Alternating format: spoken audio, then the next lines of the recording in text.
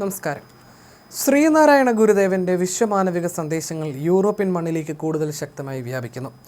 ഇതിന്റെ ഭാഗമായി ജർമ്മനിയിലെ ബാഡ് മെയിൻബർഗിലുള്ള യൂറോപ്പിലെ ഏറ്റവും വലിയ ആശ്രമമായ യോഗവിദ്യ ആശ്രമത്തിൽ വെച്ച് ശ്രീനാരായണ ഗുരു ഫോറം ഫോർ യൂണിവേഴ്സൽ ബ്രദർഹുഡ് എന്ന സംഘടനയ്ക്ക് ഔപചാരികമായി തുടക്കം കുറിച്ചു. ജർമ്മനിയിൽ ഗുരുദർശനങ്ങൾ പ്രചരിപ്പിക്കുന്നതിനായി ഡോക്ടർ വരുൺ രാധാകൃഷ്ണൻ നടത്തുന്ന ദീർഘവീക്ഷണത്തോടെയുള്ള പ്രവർത്തനങ്ങളുടെ ഫലമായിട്ടാണ് ഈ മഹത്തായ ആത്മീയ മുഹൂർത്തം സാക്ഷാത്കരിക്കപ്പെട്ടത്.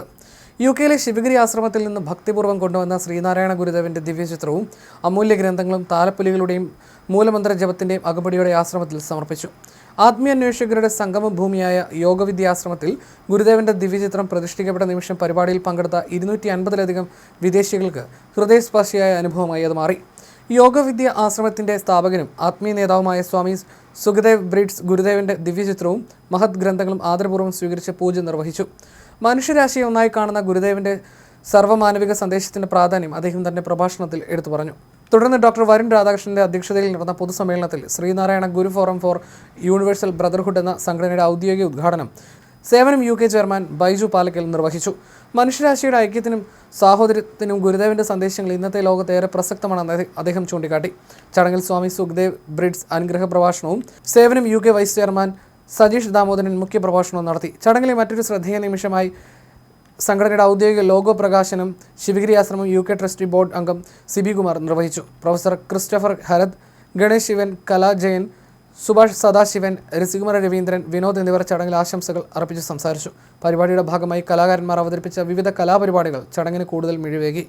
ആത്മീയതയും സംസ്കാരവും സഹോദരത്വവും സമന്വയിപ്പിച്ച അപൂർവ സംഗമത്തിനാണ് ജർമ്മനി സാക്ഷ്യം വഹിച്ചത്. ശ്രീനാരായണ ഗുരുദേവന്റെ ഒരു ജാതി ഒരു മതം ഒരു ദൈവം മനുഷ്യൻ എന്ന മഹാസന്ദേശം യൂറോപ്പിന്റെ ഹൃദയഭൂമിയിൽ കൂടുതൽ ശക്തമായി പ്രതിധ്വനിച്ച ഈ ദിവസം ഗുരുദേവ സന്ദേശത്തിന്റെ ആഗോള പ്രചാരണ ചരിത്രത്തിലെ ഏറ്റവും സുവർണ അധ്യായമായി രേഖപ്പെടുത്തും. ചടങ്ങിൽ രാജേഷ് രാമചന്ദ്രൻ സ്വാഗതവും ജയരാജൻ ശങ്കരൻ ഉണ്ണി നന്ദിയും രേഖപ്പെടുത്തി.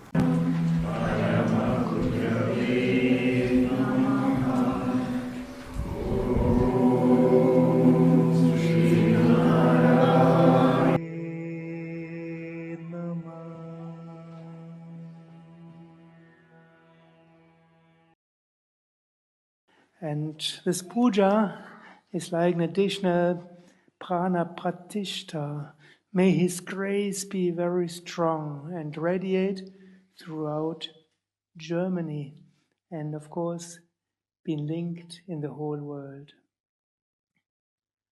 Om Keshavaya Namaha. Om Achyutaya Namaha. Om Govindaya Namaha. Om Narayana. My dear friends, I'd like to explain the vision of our forum, Srinarayana Forum for Universal Brotherhood. So we have a vision, we come with a vision that we have to spread Gurudeva's darshan among the Europeans. And we have thousands of organizations around the world.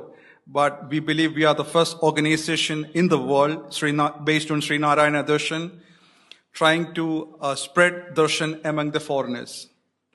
And with this vision, we come up with our mission. The first mission we start with the library. Through knowledge, we can remove ignorance. So this is the first step we are taking today, and we are implementing the first library abroad, dedicating to Srinarayana Gurudeva. Today is a historic and spiritually significant moment for all the followers of Srinarayana Guru across the globe.